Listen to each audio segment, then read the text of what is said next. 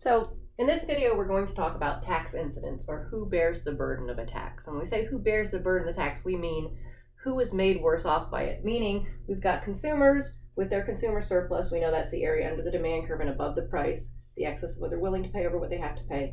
In a competitive market with no tax, consumer surplus is that whole area above the price, and producers are getting paid that price of $4. This is how much it costs them to produce, and so that whole area is producer surplus. The market is realizing all potential surplus. It is efficient, and then we impose the tax. And so we say who bears the burden of the tax. We mean who is losing surplus. Because remember, surplus is by definition the benefit to being in the market. The bigger your surplus, by definition, the happier you are, the better off you are. And so the burden of the tax is who's losing surplus and how much surplus are they losing. That's what we mean by the burden of the tax. And so here we are, we're in the market, Q of 500, P of $4, and we're going to impose a tax of, let's call it $1, and $1 a unit. And I'm going to say that this is about $1. It's not quite to scale, but so remember, we talked about the fact in a different video that it doesn't matter if you put the tax on suppliers or you put the tax on demanders. The same outcome is going to happen. You have this tax of $1, and this is what consumers are willing to pay. This is the marginal cost of making it. Units will keep getting made as long as what people are willing to pay is more than the cost of making it. When you put that tax wedge in there, they're going to keep making the units, keep making the units, keep making the units. So you get here, and that tax gets wedged right there, right? You can't go any further. These units, we're going to call that QT.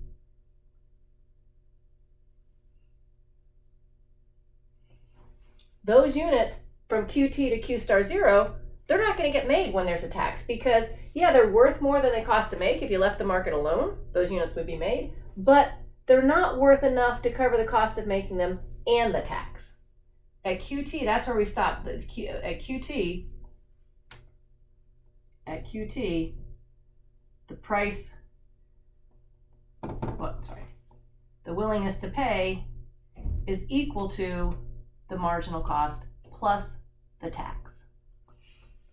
So in a freely operating market with no tax, we'd go to where the willingness to pay was exactly equal to what it cost to make. When there is a tax, we have to have the willingness to pay being able to cover the marginal cost and the tax. And so that's the tax wedge that suddenly gets driven. So that's the size of the tax that gets driven between the price consumers are paying and the price suppliers ultimately get to keep. In a market with no tax, there's just one price. It's P0. Consumers pay $4, suppliers get $4, and that's the end of the story. When there is a tax, it puts a wedge between the price consumers are paying and the price suppliers get to keep. So you can see, because of the tax, as the price consumers are going to pay is going to be higher than it was before. Some of that tax gets pushed off on consumers. So the supplier has to pay the tax or whoever, but some of that tax is going to be borne by consumers in the form of a higher price. Instead of $4, it kind of looks here like they're paying about, let's call it $4.75. I'm just eyeballing it. It looks like they're bearing more than half. Actually, let's call it $4.60. A little bit more than half of the tax. So the price consumers are paying goes up, the price suppliers are receiving goes down.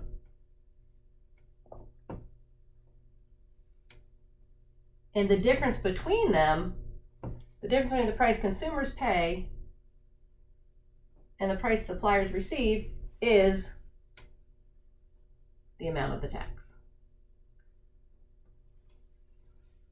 So because this tax is imposed, $1 has to go to the government. So output stops at the quantity where consumers are willing to pay exactly $1 more than what it costs to make. So there's enough, consumers are paying enough to cover all the costs of production and that dollar tax. So consumers are paying $4.60. Suppliers end up keeping $3.60. The difference between those two prices is the money that goes to the government. And So the total tax revenue to the government is that $1 tax out over, let's call this 400 units. So let's actually use some letters here to make it easy to see without, I know sometimes we get caught up in the calculations and we lose sight of the big picture. So we can do calculations, we can calculate the value, but also let's talk about it in terms of just looking at these areas. Originally, before the tax was imposed, the consumer surplus was the whole area under the demand curve, the willingness to pay, and above that price of $4. So it was all of area A plus B plus C. And producer surplus before the tax was the area under the $4 and above what it cost them to make. So it was all of D, E, and F. Producer surplus, D plus E plus F. After the tax, the quantities fall into 400 because these units from 400 to 500, they were worth it to make without the tax, but they're not worth it anymore because consumers aren't willing to pay enough to cover the cost and the tax. So those units don't get made. Plus, consumers are paying a higher price, producers are receiving a lower price. So after the tax at QT, PC, and PS, consumers are willing to pay this much, and they're paying $4.60. And they're only consuming 400 units, and you only get surplus on units that you consume or produce. And so the surplus has decreased to just A, right? They're paying $4.60. This is what it's worth to them. They're consuming that many units. And for producers, they're only getting a price of $3.60. They're producing 400 units. It costs them that much to make. Here's what they're getting paid. Here's what it costs them to make. Their producer surplus is the difference between them. It has decreased to F. And so what's happened, the change in surplus, consumers have lost B and lost C, right? And producers, we can see they had F, they still have F, but they have lost D and E. So this is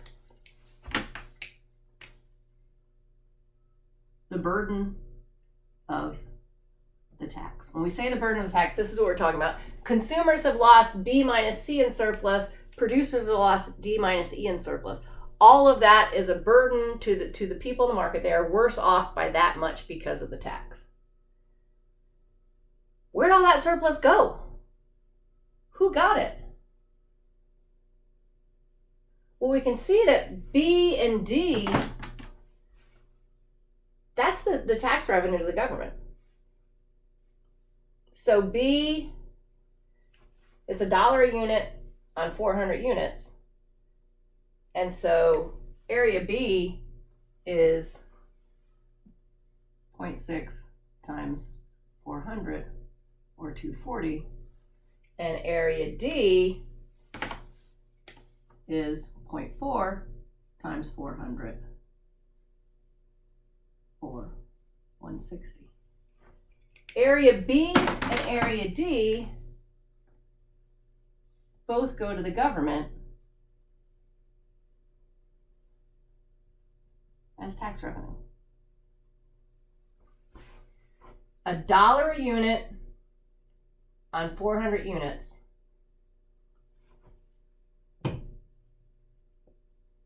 total tax revenue, we can see, is the tax rate times the quantity produced with the tax. So the total tax revenue is at $1 per unit times 400 units. The total tax revenue, this total green rectangle, is $400. Of that, 160 of it came from decreased producer surplus, from producers receiving a lower price, and 240 of it, I wanted to make that blue, 240 of it came from decreased consumer surplus. Consumers are paying 60 cents more a unit, suppliers are receiving 40 cents less a unit to make that full $1 a unit tax. So that $1 a unit that comes to a total tax revenue of $400 is split between consumers paying 240 of it and producers paying 160 of it. So they lost D, they lost B, and that went to the government. So the government got $400 of tax revenue. They lost $400 of surplus. But what about C and E? What happened to those? That's surplus that was lost because those units aren't made anymore. Even though willingness to pay is greater than marginal cost, those units aren't being made because people aren't willing to pay the marginal cost plus the tax. Those units aren't being made. C and E is surplus that is lost, potential gains, potential benefits to these people that doesn't happen because these units that would generate surplus aren't going to be made because of the tax. And that, as we remember from our other discussions about inefficiency when we talk about price floors and price ceilings, that is the deadweight loss from the imposition of the tax. And so the deadweight loss, you can see, is 1/2 base times height. So area C would be 0.5 times 100 times 0.6. So 50 times 0.6, which would be 30. And area E, base of 100, height of 0.4 is, so the area is 1/2 base times height. So it's 50 times 4, 0.4, or $20. So consumers lost $240 in surplus to the tax revenue, and they lost another $30 in surplus because they're not consuming these units anymore. And producers lost another $20 in surplus because those units don't exist anymore. So the total deadweight loss, that whole triangle, 1/2 base times the whole dollar height,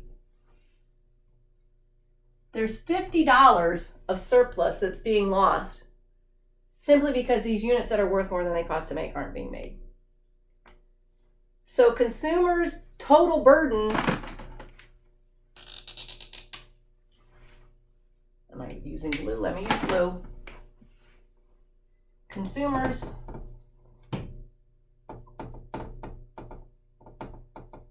burden is B and C. That's what they lost. So they lost $240 to the tax plus another $30 in deadweight loss for a total of $270. And the producer's burden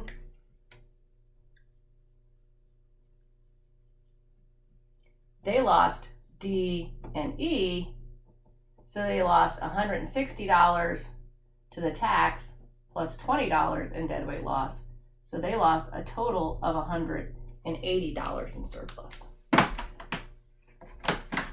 So this is the tax plus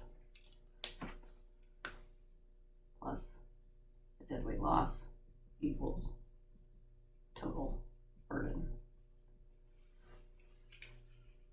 Whenever you impose a tax, you're distorting the market. There's going to be an efficiency cost. There's going to be a deadweight loss. And so the burden to consumers are worse off by $270. They've lost $270 in surplus. Producers have lost $180 in surplus.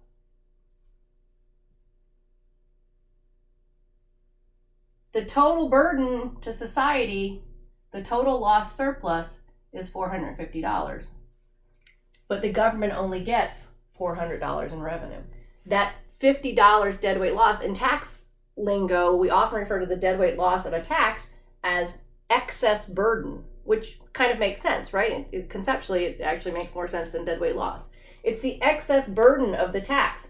Consumers and producers are worse off by a total of $450, and the government's getting $400.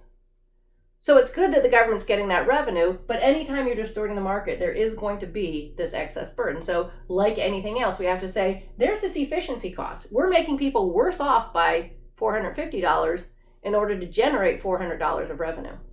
And so we have to think, what is the benefit of generating that $400 of revenue? And is it worth the burden that we're imposing? And who is bearing the burden? In this case, the consumers are bearing more of the burden than the producers. That just happens because how I drew the supply and demand curve. As we'll talk about in our next video, who bears the burden? We already talked about before that it doesn't matter who's actually sending the money to the government. What determines who actually bears the burden of the tax, who loses more surplus, who's paying most of the tax and most of the deadweight loss, depends on the elasticity of the supply and demand. It depends on how responsive consumers and producers are. So we'll see that in the next video, but this is just to illustrate that whenever you impose a tax, there will be a deadweight loss and the burden will be split between consumers and producers. And when we say burden, we mean loss of surplus.